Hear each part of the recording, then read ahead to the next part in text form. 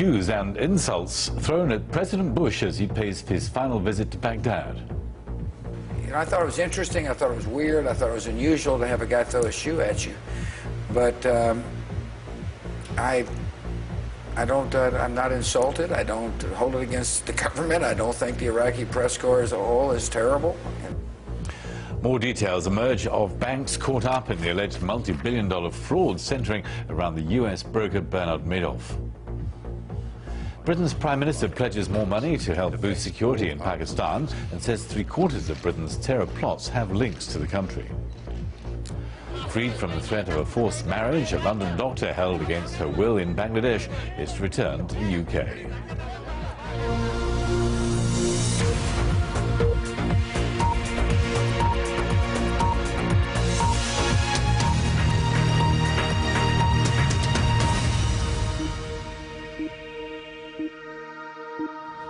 Hello and welcome to BBC News from me, Alistair Yates, and we start off with some breaking news that President Bush has now arrived in Afghanistan late on Sunday after making a farewell visit to Iraq earlier on the day. He's been on board Air Force One and has landed in Afghanistan. Well, as I say, he was in Iraq where shoes and insults were hurled at the president on a surprise farewell trip there.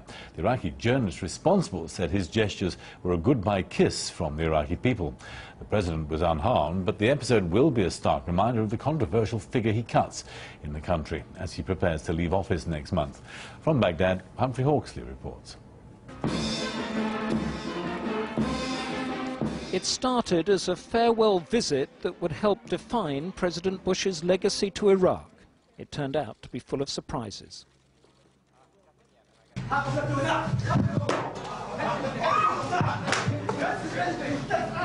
The man yelled out, "This is a farewell gift from the Iraqi people, dog." Then with the second shoe, "This is for the widows and orphans and all those killed in Iraq." His name was Muntada al-Zaidi, an Iraqi journalist who had been kidnapped and beaten up in the country's violence. President Bush took it in his stride. If you want the facts, it's a size 10 shoe that he threw. But in the Arab world, a shoe branded against anyone is a huge symbolic insult. Iraqis used their shoes to beat the statue of Saddam Hussein when it was toppled to show their hatred of him. Since the invasion, more than 4,000 American troops have been killed and the war has cost almost $600 billion US. The most conservative estimates say that 90,000 Iraqis have died, with 4 million becoming refugees. It had been difficult, the president told troops, but necessary. Thanks to you, the Iraq we stand in tonight is dramatically freer, dramatically safer, and dramatically better than the Iraq we found 8 years ago. But as news of Mr. Bush's surprise visit to Baghdad became known, Iraqis we spoke to clearly shared the views of the man who threw the shoes. It's true that Bush released us from Saddam Hussein, but now we are living in a tragedy. We have seen nothing good. We have only seen suffering.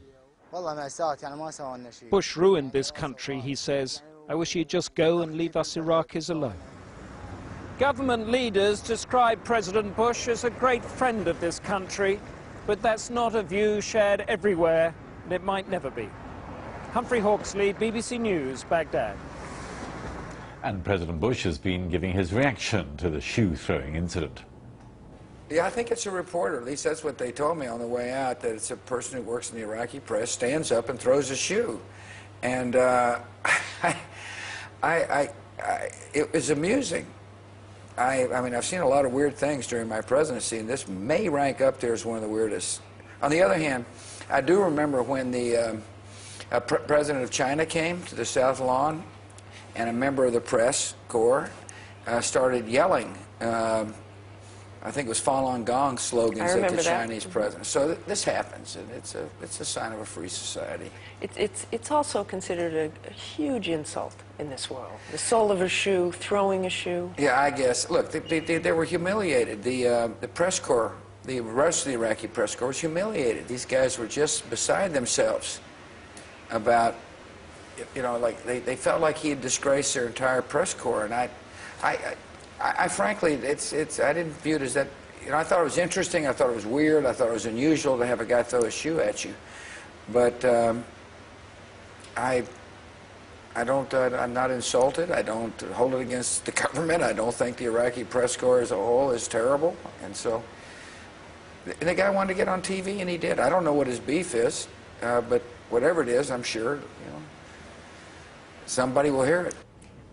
President Bush speaking on ABC there. Well, SamerShehata is an assistant professor of Arab politics at Georgetown University in Washington, from where he joins us now. Professor, welcome. What do you make of all this? I mean, in that interview, President Bush said that Iraq is a freer, safer and better place now. Yeah. I think, obviously, many would take issue with at least 2 out of 3 of those statements. It's certainly not safer. There's no question about that. And whether it's better or not is of course, controversial. It is freer, there's no question, but of course, if freedom means anarchy, then one, or at least a lack of rule of law in a centralized state, then one wonders whether that's a price worth paying.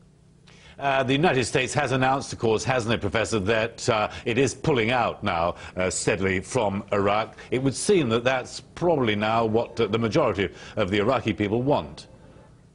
I think that's the case, certainly, among large segments of Iraqi society. But then again, some elements in Iraqi society, certainly the present government, as well as the Sunni population, have grave reservations about what an American pullout would mean for them in terms of stability, in terms of their safety, and so on. Other elements of Iraqi society, for nationalist and other reasons, want the Americans out and didn't want them there to begin with. And as far as this shoe-throwing incident is concerned, and this surprise visit by President Bush to Baghdad, I mean, what do you think his legacy is going to be? Well, I mean, clearly he's trying to show how important Iraq is as far as his thinking. But the legacy is a disastrous one. I mean, the Iraq War was a fiasco. It was a war based on lies and deception to the American people and to the world. It was a war that was incredibly incompetently administered, in the aftermath at least.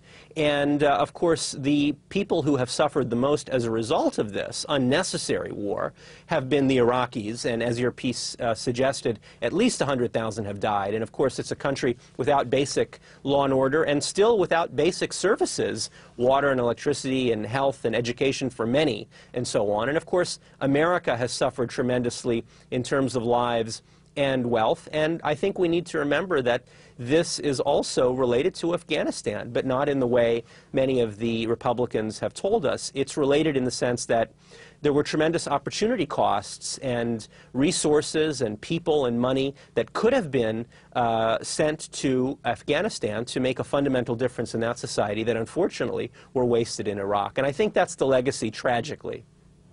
Professor SamerShehata at Georgetown University, many thanks for being with us. You're welcome. Now, more details have been emerging of how many companies have been exposed to the alleged fraud carried out by the US trader Bernard Madoff. The Madrid-based banking group Santander says that